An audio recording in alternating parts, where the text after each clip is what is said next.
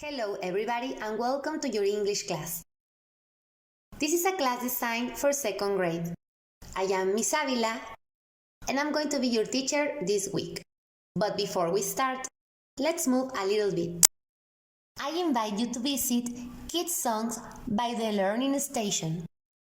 Listen to Move and Freeze. Once you finish, come back. Hey, welcome back. Now, let's check some new vocabulary. Ashes, seal, crack, clefts, dusters, sewers, clogging, spots, drills, slide, earthquakes, specific, imperative mood, jargon. Do you know what's an emergency? An emergency is a situation that poses an immediate risk to health, life, property, or environment. It has a high probability of escalating to cause immediate danger. There are many examples of emergencies: health emergencies, medical emergencies, environmental emergencies. One of the most famous health emergencies that we know are measles, HIV, smallpox, and the very infamous coronavirus disease or COVID-19. But we are going to talk about environmental emergencies.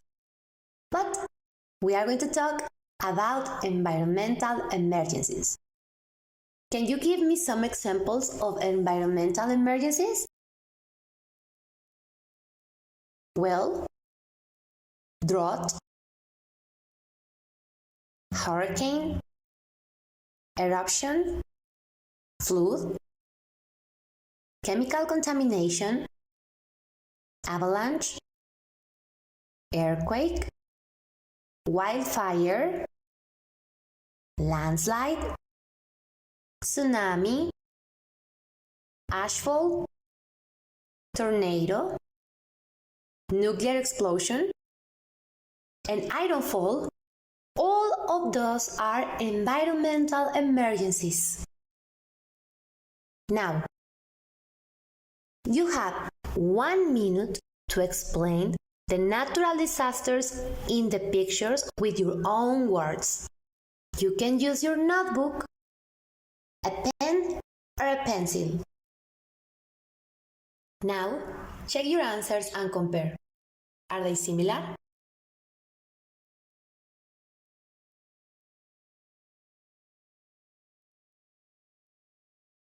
Tornado is a rapidly rotating column of air that it is in contact with both the surface of the earth and a cumulonimbus cloud. Earthquake is what happens when two blocks of the earth suddenly slip past one another.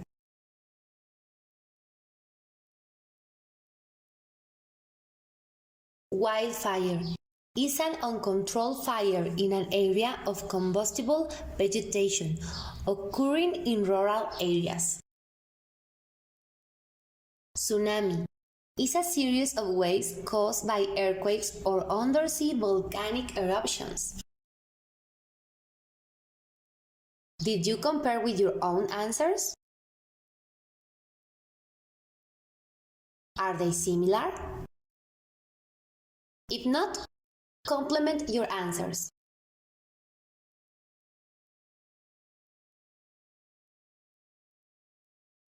Now, let's read and listen.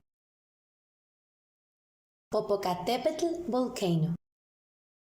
The Popocatépetl is a volcano that is one of the largest volcanoes in North America.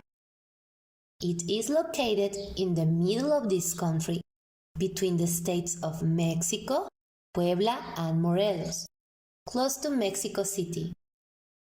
Inhabitants of Mexico City need to consider that only those living next to the volcano need to have an emergency plan and be aware of the alerts issued by the Civil Protection Agency.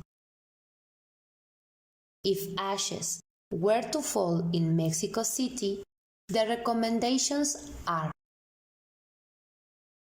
1. Protect eyes, nose, and mouth in case you need to leave the house. 2. Close doors and windows and seal cracks and clefts to prevent the ashes from entering buildings. 3. Use dusters to clean furniture without scratching any surfaces. 4. Cover water deposits, appliances, and engines to prevent deterioration from ashes. 5. Cover sewers and water outlets to prevent clogging.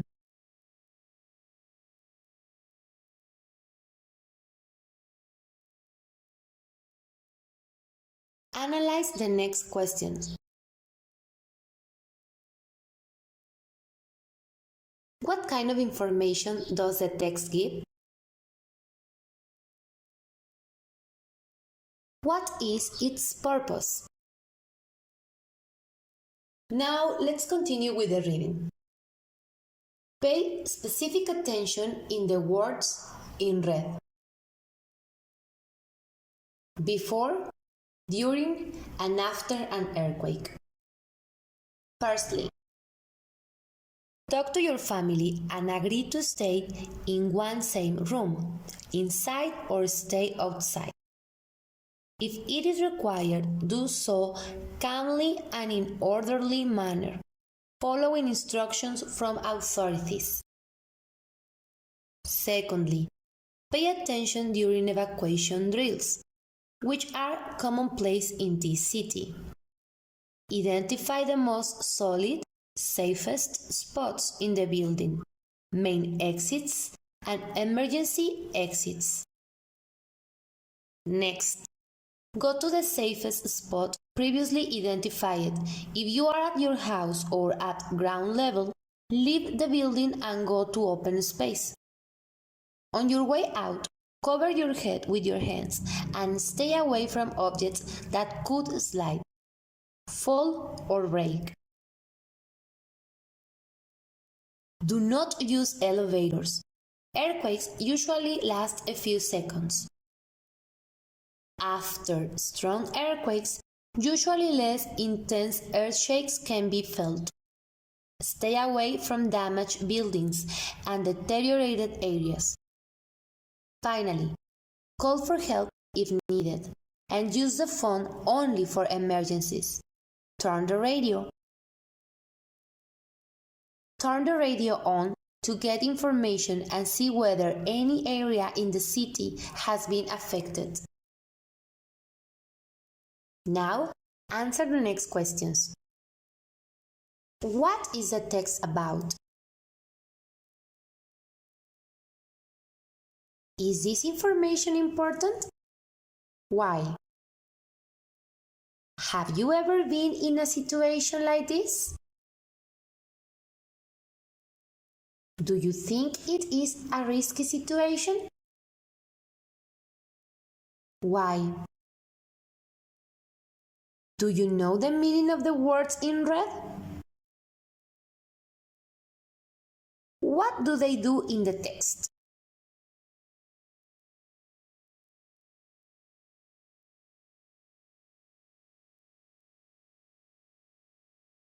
As you can see, the previous texts talk about environmental emergencies. And the most important thing was that they gave us instructions about what to do in case of being involved in these cases.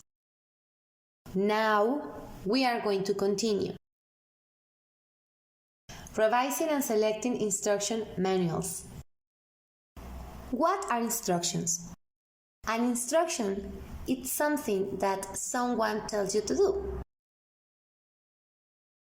It's also an advice and information about how to do or use something, often written in a book or on the side of a container.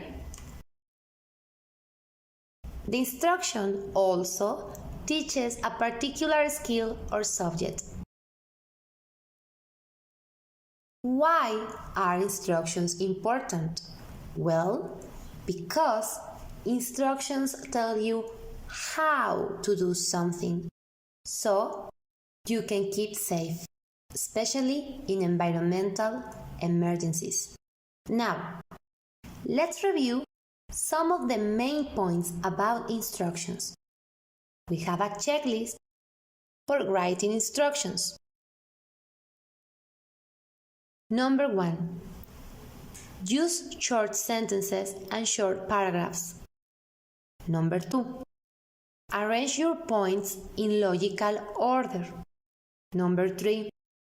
Make your statements specific. Number 4. Use the imperative mood. Number 5. Put the most important item in each sentence at the beginning. Number 6. Say one thing in each sentence. Number 7.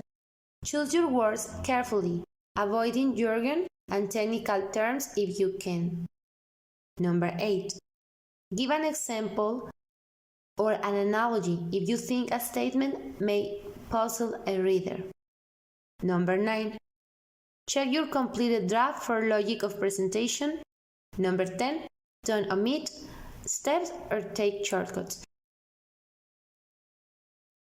There are some keywords for producing instructions to prepare for a risky situation derived from a natural phenomenon.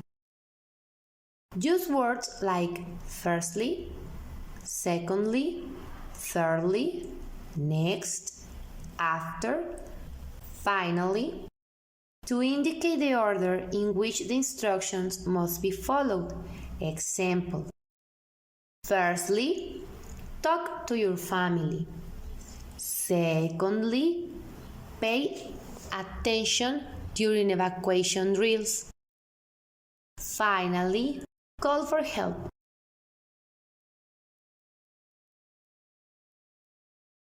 Homework for day 1 or activity number 1. Copy in your notebook the next roleplay and practice at home. Pay attention to the use of the underlined words. What should you do if you receive a tornado warning?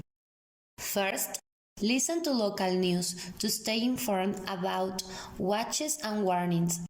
Then, pick a safe room in your home.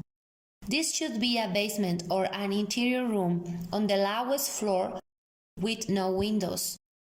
What do I do after a tornado? Continue listening to local news and stay out of damaged buildings. Finally, if you are away from home, return only when authorities say it is safe to do so. You are going to use notebook and pens. Tip: you can record yourself with a cell phone. Don't be shy and practice. Homework number 2 or activity 2. Answer the next questions in your notebook. Number 1. Have you ever been in an environmental emergency? Number 2. What was it? Number 3. When? Number 4.